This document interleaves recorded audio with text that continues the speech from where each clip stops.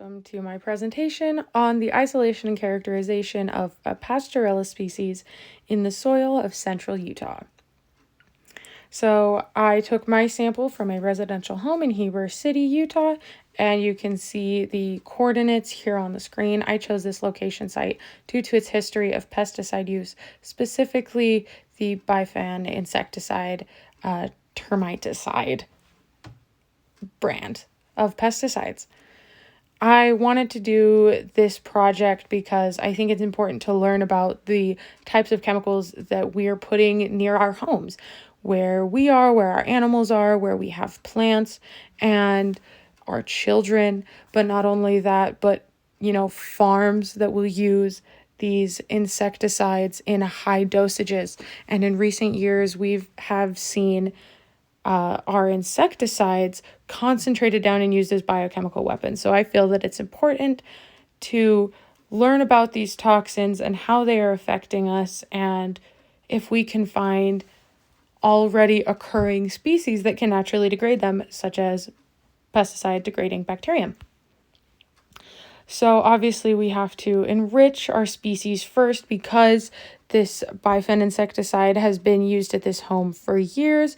It was living in that culture and already enriched, but you can see we have 4 weeks of enrichments here using a carbon-free selective media with a pyroxin in it, which is a type of insecticide.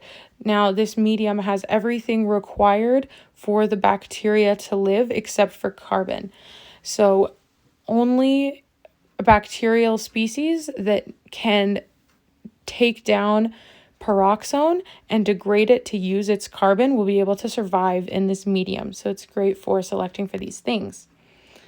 Then we began to isolate our cultures after we had done all of this enrichment so that I could find the best cultures available to isolate. I chose here, you can see my colony A and colony B that I will be using for the rest of this experiment. I chose these because they were relatively isolated, they were symmetrical and circular, they looked great, and as you can see here, my colony B did grow faster. The picture on the left was taken on February 17th, a week after I plated this streaking for isolation, and the picture on the right was taken a week after that. So you can see how much faster B grows. Then we moved these into their different colonies and continued to enrich them in now an LB broth, which will just give them nutrients, help to, keep this bacterial culture pure and growing. And you can see 3 weeks of progression in my colony enrichments.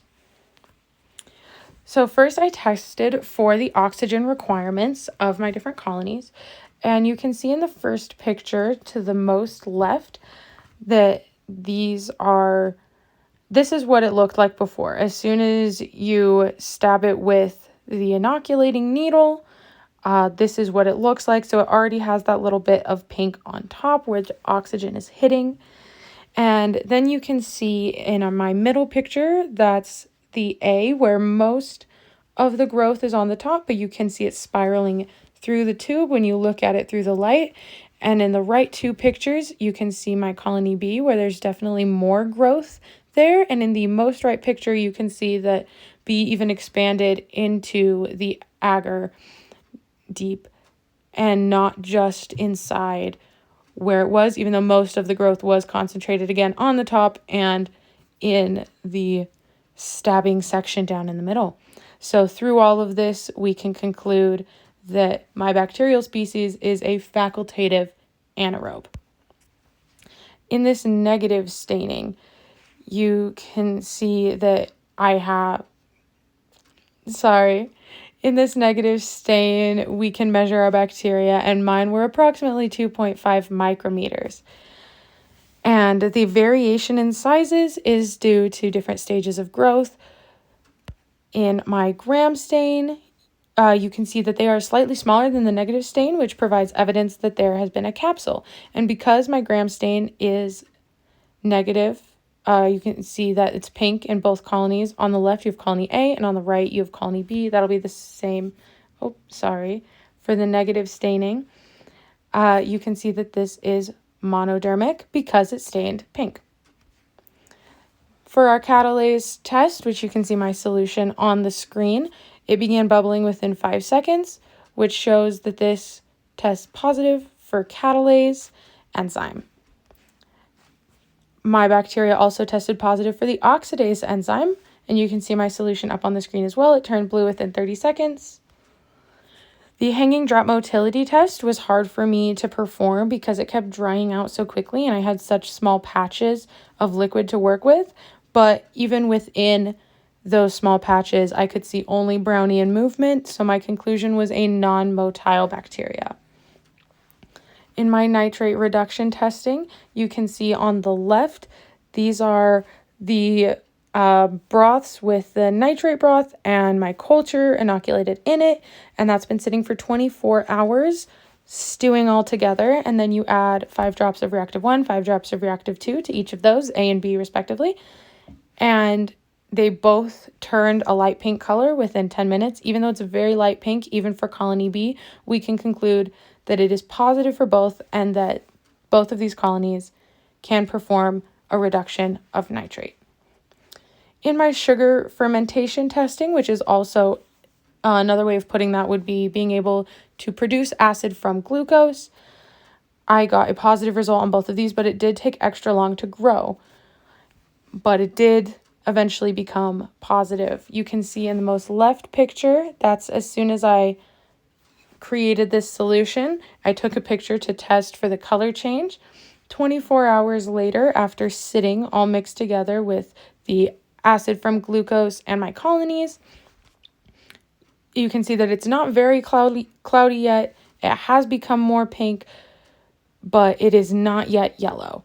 So I let it sit for another 6 days, came back, and I had these beautiful cloudy yellow tubes, which provide evidence for a positive sugar fermentation test. Using all of those assays, you can see my highlighted area here. This is how I walked through to figure out probably what species I had. In this, you can only get down to a family though, or a genus, or a family, depending on how specific we can get. I got to the family of Pastorella, and that just walks through all of the tests that I described in the earlier slides.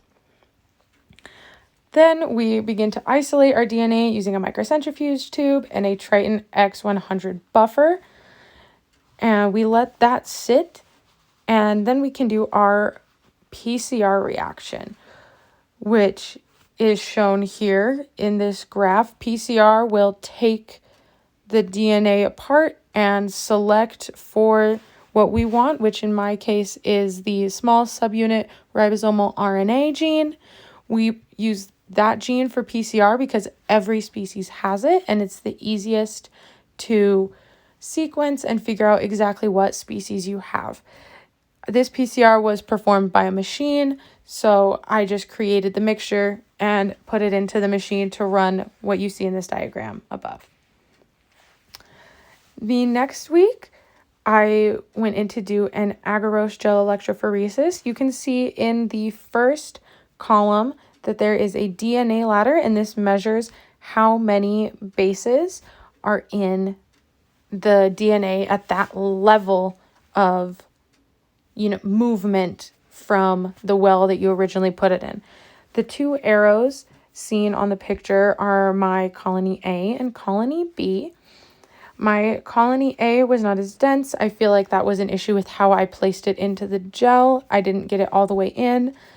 But my colony B, you can see, worked very well. Both of them had a similar amount of base pairs to what was predicted for the primers we used, which was about 1,400 base pairs. My DNA sequence is where things started to fall apart. I was very confident throughout the entire project that I was going to have a beautiful, pure culture. And then here at the very end, you can see that my DNA was contaminated. There are A's on top of G's and C's on top of T's, and it was very disappointing to come here and have inconclusive results from my DNA sequence. But I went on with assuming that it was Pastorella based off of my ABIS. So I did a lot of research on the possible species it could be. So we have my species in the second column here, and its reaction to each of the assays in the first column. The closest match I was able to conclude from my BLAST search was a Achromobacter spanius, but it did only have a 74% match, so it wasn't very close. And it was the Achromobacter spanius cannot do sugar fermentation and is variable on its motility, which is how it would differ from my species. The two closest species I got from my extensive research on ABIS was Pastorella dagmatis and Pastorella pneumotropica, both of which had all of the same reactions to the assays that my species did. But upon further research, I concluded that my species was most likely Pastorella pneumotropica. This is because this is a species that was found in the yard of a residential home with animals. This species of Pastorella is one of the few species that can actually live in the throats and mouths of healthy dogs and will only infect humans or some other animals upon biting and getting that into the wrong part of their body. This species of Pastorella can also survive year-round in Utah temperatures and can live up to a month in soil after a dog has come along and sniffed something, drooled on the soil, whatever.